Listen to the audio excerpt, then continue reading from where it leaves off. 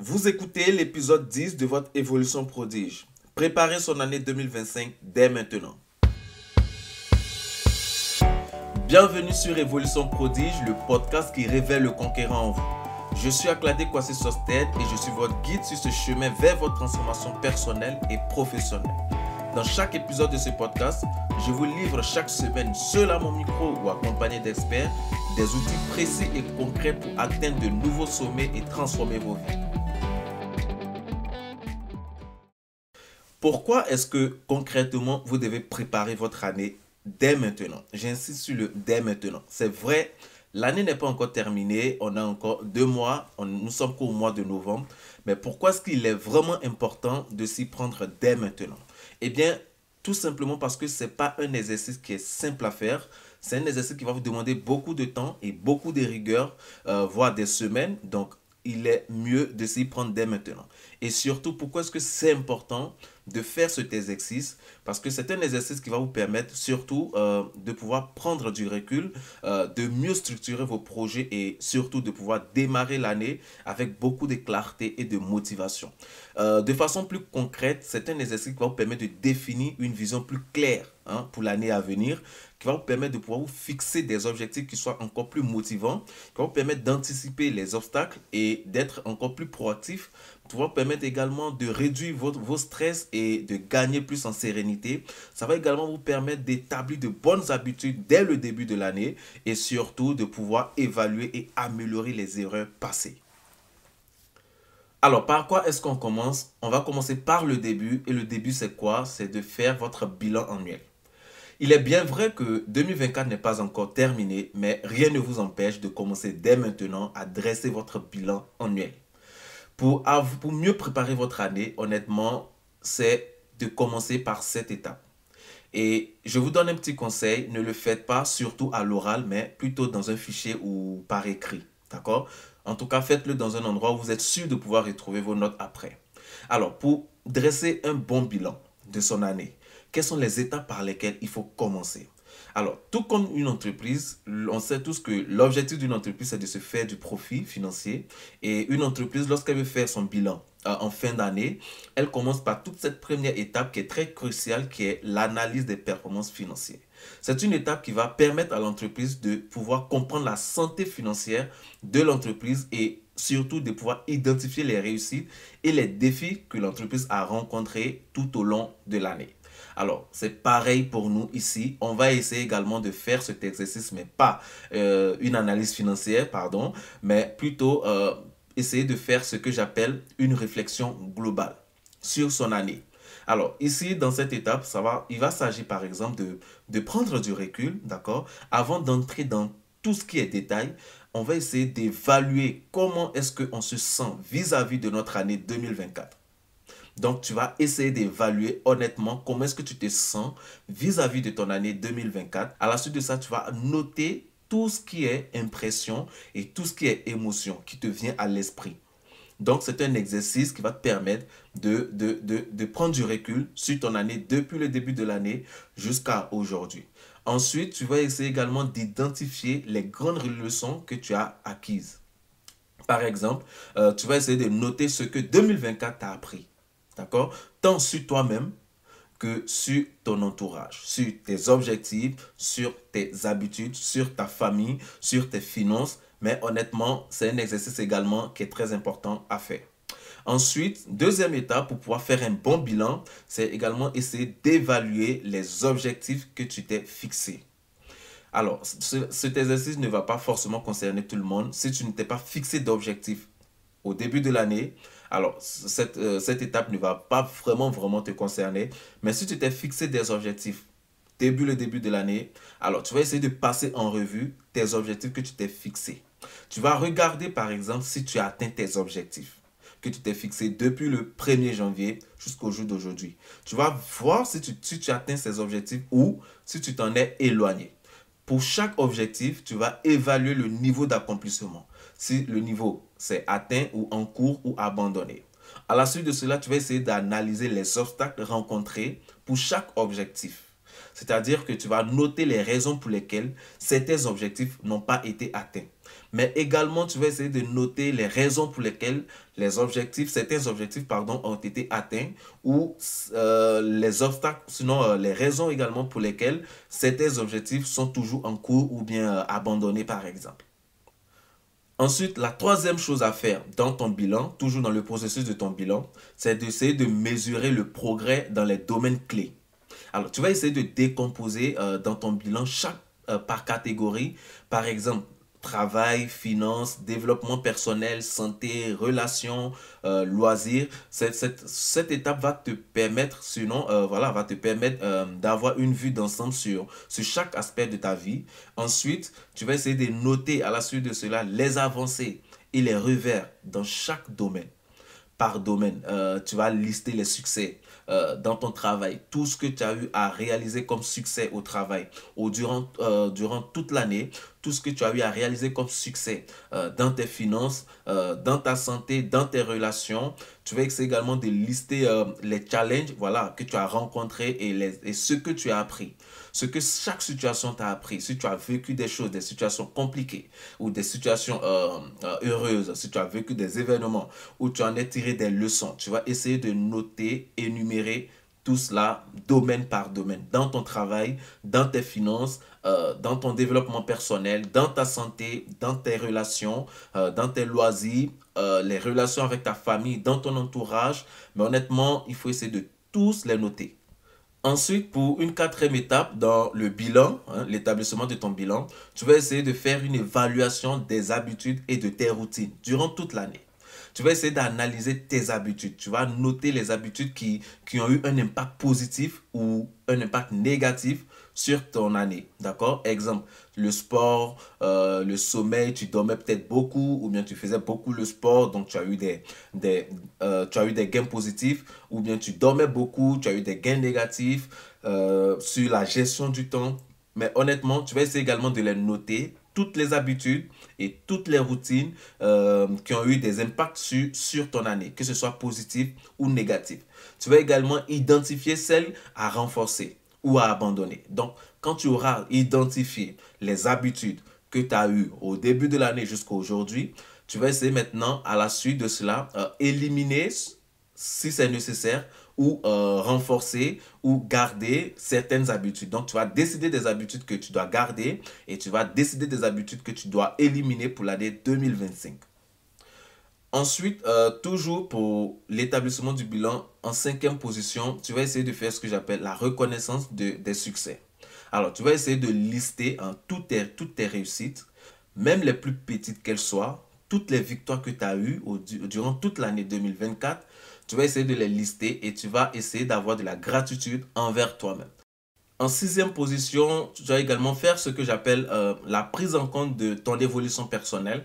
Dans cette étape, tu vas essayer d'analyser toutes les croissances personnelles que tu as eues. Tu vas te demander, par exemple, en quoi est-ce que j'ai évolué, c'est-à-dire les compétences que j'ai acquises, les traits de caractère, la confiance en moi que j'ai eu durant toute l'année. Tu vas essayer d'analyser toutes ces croissances, tant au niveau compétences, voilà, et aussi tu vas essayer de noter ce que tu as appris sur toi-même. Tu vas identifier les comportements et les attitudes que tu avais pour habitude, en fait, que tu avais durant certains moments précis, durant toute l'année. Par exemple, quand tu étais stressé, comment est-ce que tu te comportais? Quand tu étais en joie, comment est-ce que tu te comportais? Est-ce que tu laissais tes émotions prendre le dessus? Ou bien est-ce que tu dominais tes émotions? Ce sont des éléments à énumérer et à voir si tu as évolué, voilà, également dans ces domaines. Alors, après avoir dressé un bon bilan de ton année 2024, après avoir pris le temps et du recul à réfléchir à ton année et avoir dressé un excellent bilan de ton année, la deuxième chose à faire pour préparer ton année à l'approche, c'est de te définir des objectifs et surtout tes intentions pour l'année 2025. C'est un exercice qui va te permettre d'avoir une vision globale, d'accord, de ton année 2025. Alors, dans cette étape, tu vas te poser des questions. Qu'est-ce que tu souhaites pour l'année 2025?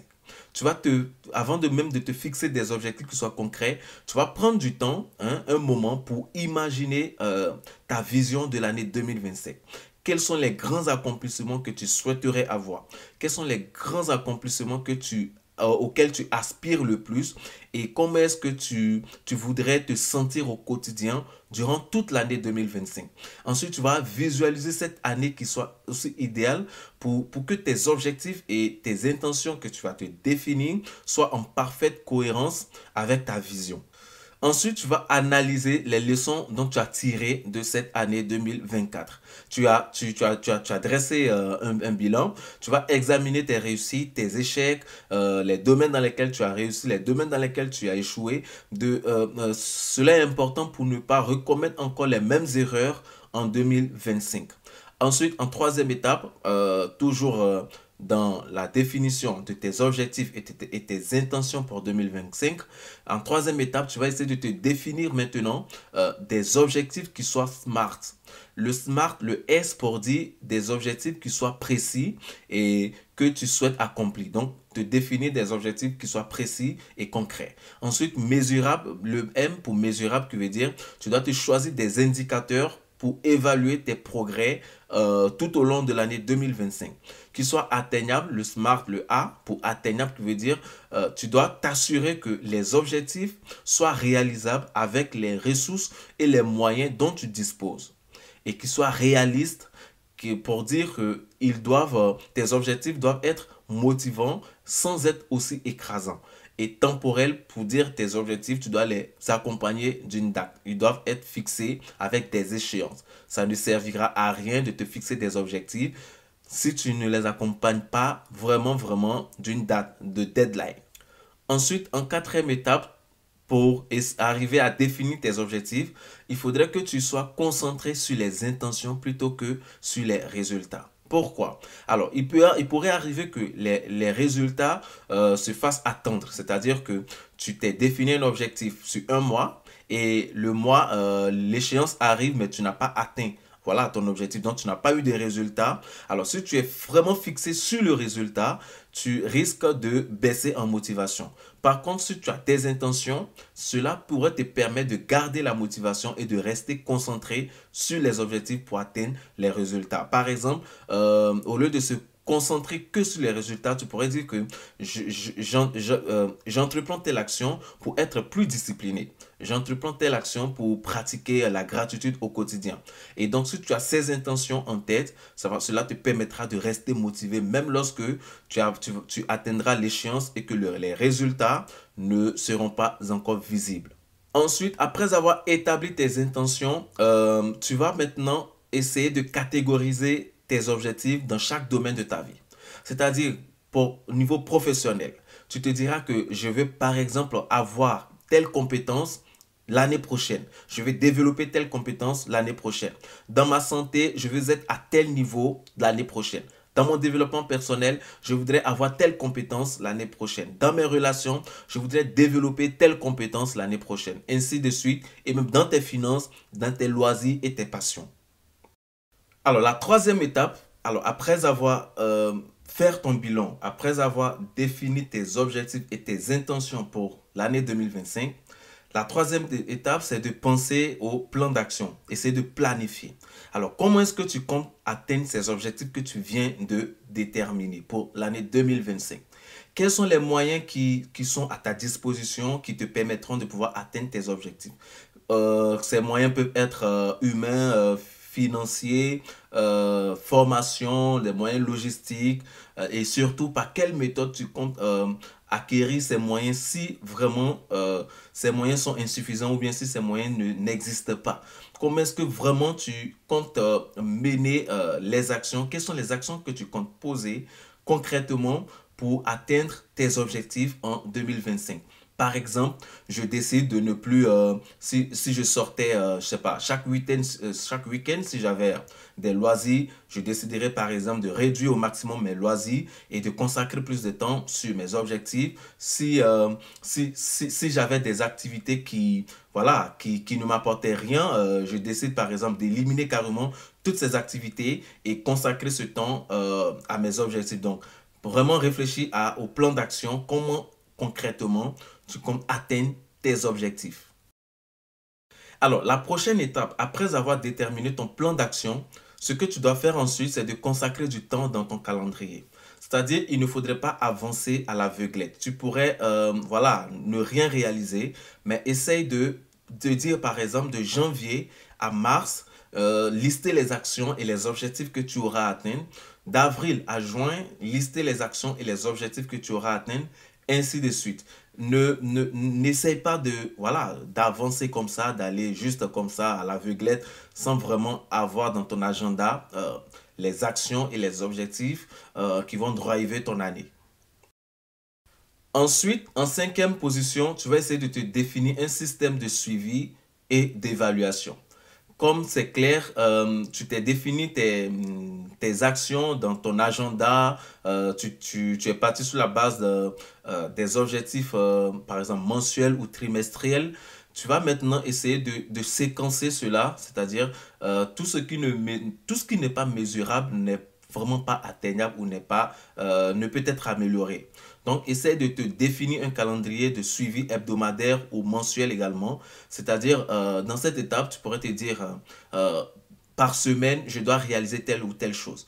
Il faut les séquencer, honnêtement, il faut séquencer. Ce sont ces objectifs qui seront séquencés, qui te feront tes objectifs atteints à long terme.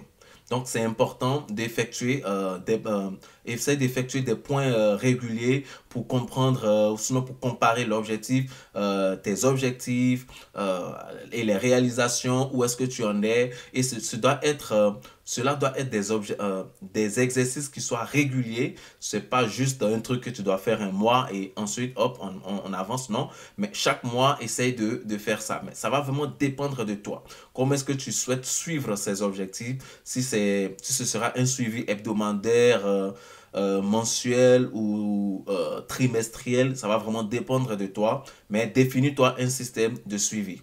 Ensuite, la chose qui va vraiment te driver aussi, c'est de te rappeler du pourquoi. Alors, le pourquoi derrière chaque objectif est la source de ta motivation. Le pourquoi tu veux entreprendre telle action. Le pourquoi tu t'es établi ces objectifs. Le pourquoi tu as établi ces plans d'action sera la seule arme qui pourra vraiment te driver durant toute l'année, qui pourra te permettre de garder la motivation et de rester centré sur tes objectifs durant toute l'année 2025. Donc, après tout, il faut se rappeler du pourquoi je fais telle chose, pourquoi je pose telle action. Voilà, je te conseille honnêtement de suivre ces étapes et je te promets que tu seras plus léger en 2025. Suis ces étapes et tu verras vraiment de grands progrès dans ta vie en 2025. Tu ne peux pas vouloir avancer, tu ne peux pas vouloir avoir un changement si honnêtement tu n'as pas de directive ou si honnêtement tu passes toujours ton temps à faire les mêmes choses. Et une manière d'être sûr que tu ne feras pas les mêmes choses et l'une des manières d'être sûr que tu auras une directive, c'est de suivre ces étapes pour préparer ton année 2025. Honnêtement, suis-les et tu m'en remercieras.